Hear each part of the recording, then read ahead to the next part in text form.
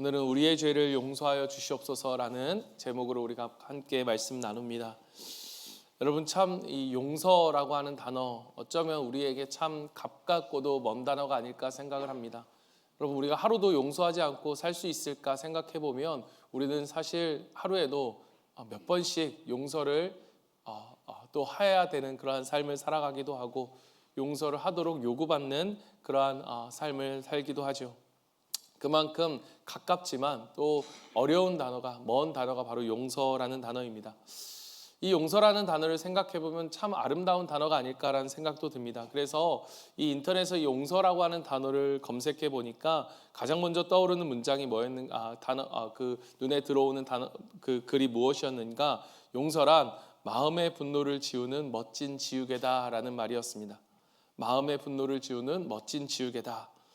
여러분, 분노가 우리의 마음속에 얼마나 무거운 짐을 지게 하는가를 우리는 경험으로 잘 알 것입니다. 그런데 그 무거운 짐을 싹 지워버리는 마법의 지우개가 있으니 그것이 바로 용서라는 것입니다. 여러분 어떻습니까? 저는 이 말을 듣는데 고개가 끄덕끄덕여지는 거예요. 조금 더 내려가니까요, 요일별 용서라는 말이 눈에 들어옵니다. 월요일엔 나 자신을 용서하세요. 화요일엔 가족을 용서하세요. 수요일엔 친구들을 용서하세요. 목요일엔 국가를 용서하세요. 이렇게 용서를 해야 할 사람들이 참 우리가 많다라는 그런 이야기입니다. EBS에서 한 10여 년 전 정도에 방송이 되었었는데 대한민국 화해 프로젝트 용서라는 프로그램이 있었습니다. 무려 67회나 이어지더라고요. 그만큼 우리의 삶의 용서가 차지하는 그러한 자리가 꽤 큼지막한 것은 분명하다는 것이죠. 이러한 수많은 것들의 공통점을 좀 보니까 두 가지 정도의 공통분모가 보여졌습니다. 첫 번째는 나는 용서하는 사람이라는 생각입니다. 용서는 내가 할 수 있고 받을 수도 있는데 대부분의 그래서 나는 용서하는 사람입니다. 두 번째는 마음의 평안입니다. 용서를 해야 하는 이유를 대부분은 마음의 평안을 얻기 위해서라고 말합니다. 용서하지 못하면 마음의 분노가 쌓이고 그것이 나를 핥히어 심지어 육신의 병으로 나타나기도 합니다. 그러니 용서하고 마음의 평안을 얻으라라고 말하는 것이죠. 그래서 우리가 이 대중적인 인터넷 속 용서론을 한마디로 말한다면 용서하라, 그러면 마음의 평안을 얻을 것이다 정도가 아닐까 생각이 듭니다. 여러분 어떻습니까? 여러분 동의가 되십니까? 저는 동의가 되더라고요. 그러나 여러분, 성경이 말하는 용서는 거기에 머무르지 않습니다. 아니, 머물러서는 안 됩니다. 오늘 주님께서 우리에게 내미시는 거울은 바로 이것입니다. 우리가 우리에게 죄 지은 자를 용서하여 준 것 같이 우리의 죄를 용서하여 주옵소서. 우리가 오늘 이 기도를 통해서 참된 용서에 조금 더 가까이 갈 수 있는 이 아침이 됐으면 좋겠습니다. 여러분, 용서에 관한 오늘 주기도문이 가르쳐주는 첫 번째 진실은 무엇인가 하면, 첫 번째는 우리가 마주해야 하는 그 거울은 무엇이냐? 우리는 용서받아야 할 죄인이라는 것입니다. 용서받아야 할 죄인이다. 아까 말한 것처럼 우리는 보통 용서라고 생각할 때 우리는 용서를 해야 할 사람이라고 우리를 자신을 생각하지만 성경은 말합니다. 우리는 용서해야 할 사람 이전에 용서를 받아야 할 죄인이다라고 말입니다. 사실 오늘 말씀을 원어의 순서대로 우리가 그대로 하면 이렇습니다. 우리의 죄를 용서하여 주소서. 우리가 우리에게 죄 지은 자를 용서하여 준 것 같이. 여러분, 이 기도의 중심이 무엇에 있습니까? 우리 죄를 용서하여 달라는 것, 용서하여 주소서, 주님께 용서를 구하는 기도인 거예요. 늘 묻는 질문이지만 여러분, 주님께서 이 기도를 우리에게 가르치신 이유가 무엇일까요? 우리가 죄인이기 때문입니다. 우리는 누군가를 용서해야 할 사람이기 이전에 용서받아야 할 죄인이기 때문입니다. 그런데 여러분, 죄인이 제일 모르는 것이 무엇인지 아십니까? 내가 죄인이라는 사실. 여러분, 그리고 죄인이 가장 못 보는 것이 무엇이냐? 바로 자신의 죄입니다. 남의 죄는 기가 막히게 잘 찾아내는데 자신의 죄는 잘 보지 못합니다. 그래서 주님이 말씀하시길 뭐라고 말씀하십니까? 어찌하여 형제의 눈 속에 있는 티는 보고 내 눈 속에 있는 들보는 깨닫지 못하느냐. 그래서 여러분, 죄인이 가장 잘 못하는 것이 무엇이냐? 용서를 구하는 일입니다. 회개를 못하고 사과하기를 싫어합니다. 내가 잘못했습니다. 용서해 주십시오. 우리가 시쳇말로 목에 칼이 들어와도 하고 싶지 않은 그러한 소리입니다. 자기 죄를 알아도 용서를 구하기 싫어하는데 숫째 자기 죄를 모르는 경우도 허다합니다. 우리는 이 대목에서 이거 우리 와이프 말하는 거 아니야? 우리 남편 말하는 거 아니야? 이거 그 집사님 말하는 거 아니야? 라는 마음의 생각이 드시는 분이 있다면 그야말로 그게 바로 전형적인 죄인의 모습인 거죠. 예수님은 이렇게 말씀하십니다. 나는 의인을 부르러 온 것이 아니요 죄인을 부르러 왔노라. 여러분, 그런데 한번 잘 생각해 보십시오. 세상에 의인이 있습니까? 성경은 말하잖아요. 의인은 없나니 하나도 없다. 그럼 무슨 말입니까? 자기가 의인이라고 착각하는 어리석은 죄인과 자기가 죄인인 줄 아는 죄인이 있을 뿐이라는 거예요. 바로 주님이 찾으시는 사람이 누구냐? 자기가 죄인인 줄 아는 죄인. 그래서 주님 앞에 용서를 구하는 죄인. 주님은 바로 그런 사람을 구원하러 오신 것입니다. 그런데 여러분, 막상 그런 사람이 별로 없다는 거죠. 자기가 죄인인 줄 아는 사람이 잘 없습니다. 여러분 보십시오. 우리 가운데 이야기할 때 상처받은 사람은 굉장히 많아요. 상처받은 사람은 너무나 많은데 남에게 상처를 준 사람은 잘 없습니다. 여러분, 목장에서 나눔할 때 상처받았던 얘기는 아마 매번 목장 모임 때 나누어질 거예요. 그런데 제가 상처를 줬습니다라는 사람이 있습니까? 남에게 해코지를 당한 사람은 지천으로 널려 있는데, 그래서 억울한 사람은 너무나 많은데 남에게 아픔을 준 사람은 거의 없습니다. 잘 없어요. 모두가 억울하고 모두가 속상한 사람들로만 가득합니다. 그러한 세상을 향해 주님이 넌지시 우리에게 주신 그 기도문 하나를 우리에게 내미시는데 그게 뭐냐? 아버지, 내가 죄인입니다. 나의 죄를 용서하여 주소서. 여러분, 이 기도에 비친 나의 모습은 여러분, 우리가 용서를 해야 할 사람이기 이전에 용서를 받아야 할 죄인이라는 것입니다.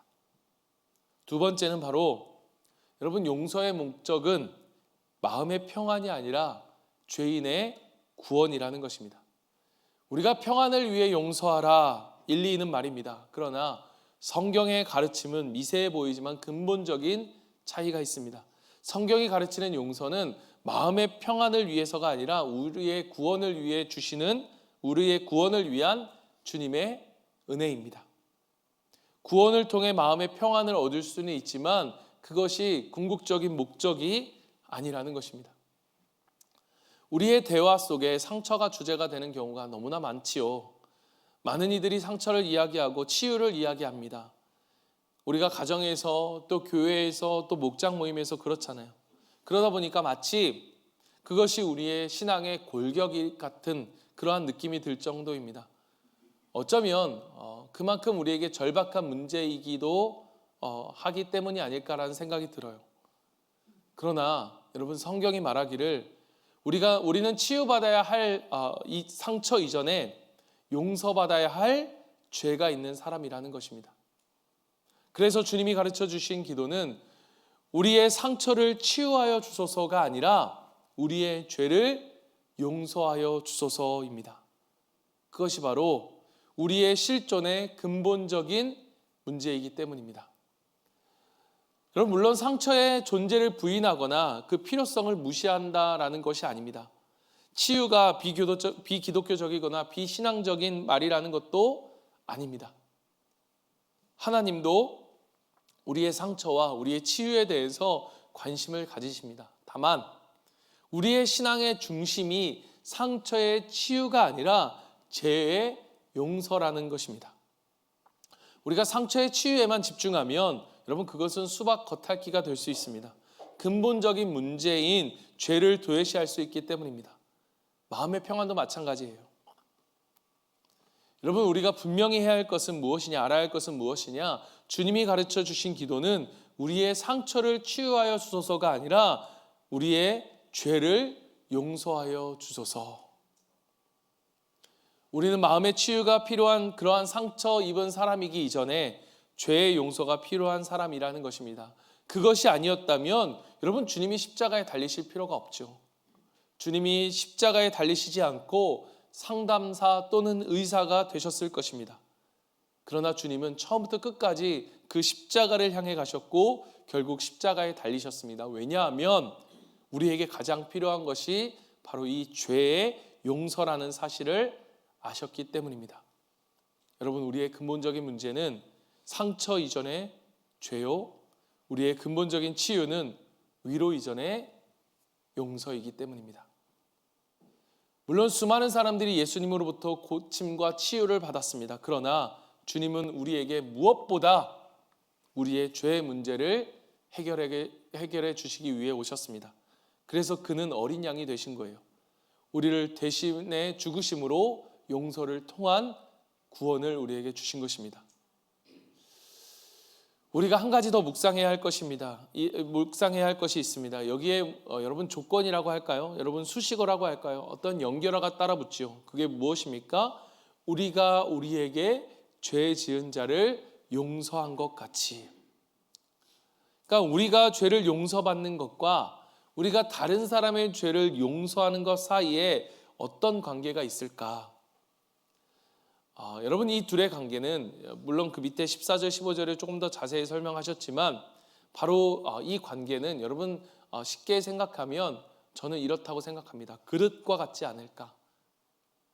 주님의 용서를 받기 위한 그릇, 그것이 바로 다른 이들을 위한 다른 이를 용서하는 것이라는 것이에요. 여러분, 아무리 귀한 선물이 있어도 그 그릇이 준비되지 않으면 그 선물을 받을 수가 없습니다.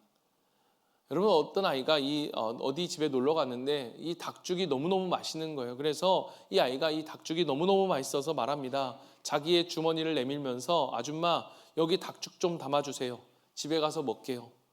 그 아주머니가 그 아이의 주머니에 닭죽을 넣어주었을까요? 안 넣어주었을까요?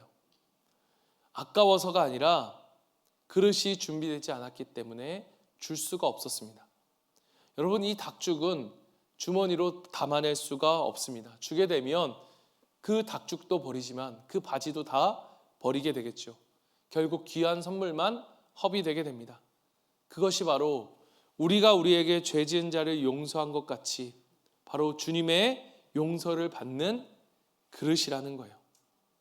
여러분, 용서를 통해 비로소 우리는요, 누군가를 용서하는 그 힘겨운 과정을 통해 하나님의 우리를 향한 용서가 얼마나 크고 위대한 용서인지를 우리는 비로소 깨닫게 되어지고 경험하게 되어집니다.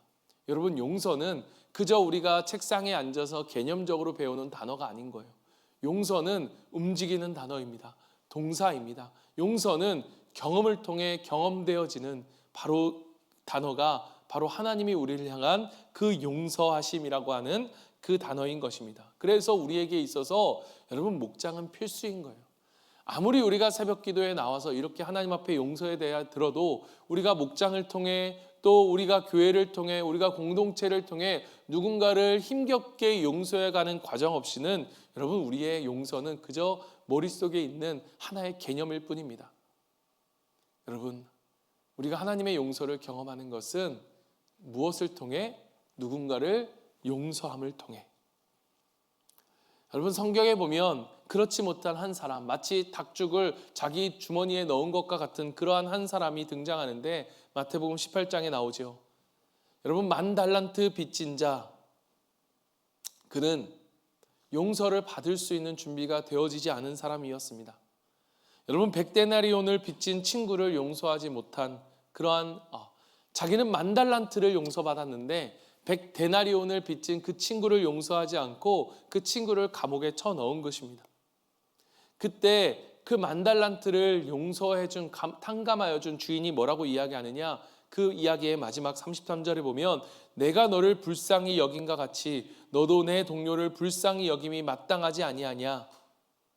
너는 내 용서를 담을 그릇, 그 은혜를 담을 그릇이 전혀 준비되지 않았구나. 결국 그 종이 어떻게 되어집니까? 다시 옥에 갇힘을 당하죠. 그 은혜를 다 쏟아버린 것입니다. 물론 우리가 이 말씀을 보면 그런 생각이 듭니다. 하나님의 용서가 철회될 수 있는 것인가? 이런 마음의 부담감, 두려움, 누구의 구원이, 우리의 구원이 철회될 수도 있는 것인가? 여러분, 이 말씀은 분명 그런 의미는 아닐 것입니다. 그럼에도 불구하고 예수님은 이 둘 사이에 밀접한 관계가 있음을 우리에게 다시 한번 강조하고 계신 거예요. 여러분, 주님의 용서의 은혜를 받으려면 우리에게는 반드시 그릇이 필요합니다. 그 그릇이 뭐냐? 누군가를 향한 나의 용서입니다. 그 1만 달란트 탕감받은 종의 모습이 여러분 오늘 나의 모습, 우리의 모습과 크게 다르지 않는 것 같은 그러한 마음이 들어요. 용서받는 기는 좋아하지만, 용서받는 것은 원하지만 용서하기는 인색한 것. 그런 우리를 향해 오늘 주님이 말씀하십니다. 너희를 위한 용서가 준비되었으니 그에 합당한 그릇을 준비하렴. 말씀을 정리합니다. 여러분, 사도 바울은 갈라디아서 6장 17절에 이렇게 말합니다. 내가 내 몸에 예수의 흔적을 지녔다. 물론 이 말씀은 율법주의자들, 할례를 강조하는 율법주의자들을 향한 이야기입니다. 그들은 몸의 흔적을 지녔지만 나는 예수의 흔적을 지녔다. 여러분에게 어떤 흔적이 있습니까?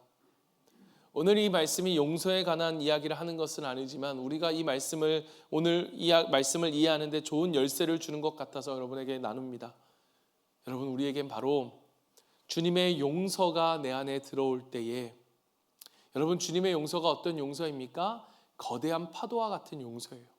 거대한 파도, 정말 쓰나미와 같은 것이 휩쓸고 지나가면 거기에는 반드시 무엇이 났으니까? 흔적이 남습니다. 주님의 사랑의 그 거대한 파도가 내 안에 들어올 때 우리 마음속에 흔적을 남기는데, 그것이 바로 무엇이냐? 다른 사람을 향한 나의 용서라는 거예요. 여러분, 용서하기 힘든 사람이 있습니까? 저도 있습니다. 왜냐? 그 사람이 내게 한 잘못이 너무나 크기 때문일 수도 있습니다. 그런데 여러분, 이 말씀은 우리에게 이렇게 말하는 것 같습니다. 너는 내가 너를 얼마나 사랑했는지, 그리고 내가 너를 어떻게 용서했는지 너는 알고 있니? 여러분, 하나님이 나에게 임한 주님의 흔적은, 그 용서의 흔적은 어떤 흔적일까요? 우리가 아는 찬양의 가사처럼 하늘을 두루마리 삼고 바다를 먹물 삼아도 그 하나님의 큰 사랑을 다 기록할 수 없다라고 하는 그 은혜가 내 안에 들어왔다면, 그 내 안에는 어떤 흔적이 남아 있어야 할까? 누군가를 사랑하기 위한, 누군가를 용서하기 위한 이 흔적이 남아 있어야 한다는 것입니다. 사랑하는 성도 여러분, 용서는 그럼에도 불구하고 결코 쉽지는 않습니다. 하늘을 두루마리 샀고 바다를 먹물 삼을 정도의 흔적이 내 안에 있어도 결코 용서는 쉽지 않아요. 그러나 예수님이 뭐라고 말씀하십니까? 70번씩 7번 용서하라고 말씀하십니다. 그 이야기는 무엇이느냐? 우리의 용서가 비록 온전하지 않을지라도 오늘 내가 하나님 용서하겠습니다라고 하는 이 고백이, 여러분, 오늘 이 주기도문의 고백을 우리가 매일 드리는 이유는 무엇입니까? 이 고백이 우리에게 매일 필요하다는 거예요. 하나님의 나라는 누군가를 용서하는 자들이 모여 함께 용서하기를 구하는, 그 용서가 완전하지 않음에도 오늘도 용서받았음을 감사하고 또 하나님의 용서를 구하며 누군가를 용서하겠다는 결단의 고백을 통해서 이루어가는 나라이기 때문인 것입니다. 우리의 완전하지 않은 그 용서를 하나님은 절대로 의미 없다고 이야기하지 않으십니다. 우리가 비록 온전하지 않을지라도 하나님은 그것을 하나님을 향한 사랑과 믿음의 고백으로 여겨주신다는 것입니다. 사랑하는 성도 여러분, 그렇기에 오늘 하나님을 향해 용서를 구하는 이 간절한 기도가, 이 기도는 그 어떤 기도보다 우리의 마음에 진심을 담은 간구여야 합니다. 내가 하나님의 그 용서하심, 내가 죄인이라는 사실을 진심으로 고백하며, 여러분, 하나님의 용서를 구하십시오. 또한 그 용서를 경험한 우리가, 그 사랑을 경험한 우리가, 그 예수의 흔적을 지닌 우리가 남을 용서하겠다라고 하는 이 굳은 각오로 우리가 하나님의 용서를 구하시길 바랍니다. 마지막으로 주님이 선물하시는 용서가 여러분 얼마나 귀한 용서인지를 여러분 기억하고 이 용서를 구하라는 말을 여러분 하고 싶습니다. 여러분 참혹한 대가를 지불하신 그러한 두려운 선물입니다. 피 묻은 선물입니다. 주님의 목숨이 들어간 선물입니다. 오늘 그 사랑에 간절한 마음으로 우리가 용서를 구할 때에 우리를 용서하시는 하나님의 은혜와 또 다른 사람들을 용서할 수 있는 용기와 힘을 주시는 그 은혜가 우리 모두에게 있기를 간절히 소망합니다.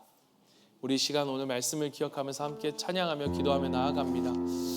여러분 우리가 찬양하고 기도할 때에 특별히 오늘 앞에 나와서 우리가 기도하실 헌신대에 나와 기도하실 분들은 이 용서의 문제로 또 고민하고 또 하나님 내가 정말로 용서의 이 확신을 갖기를 원합니다 라고 하는 그러한 분들과 또 내가 용서하지 못함으로 정말 마음에 그 질병이 들 정도로 이 문제가 나에게 정말로 고민이 되고 힘겨운 질문이 되는 그러한 분들이 있다면 여러분 하나님 앞에 결단하고 고백하는 기도 가운데 나오길 바라고 저도 그런 분들을 위해서 같이 기도하겠습니다. 우리 시간 같이 한번 찬양하며 주님 앞에 마음을 구하며 고백하며 나아갑니다. 보소서 주님, 보소서 주님, 나의 마음은 선한 것 하나 주님 그렇습니다. 우리는 죄인입니다. 용서받을 죄인입니다. 그러나 내 모든 것 주님 앞에 고백하며 나아갑니다. 사랑으로 안으시고 날 새로 우리 다시 한번 고백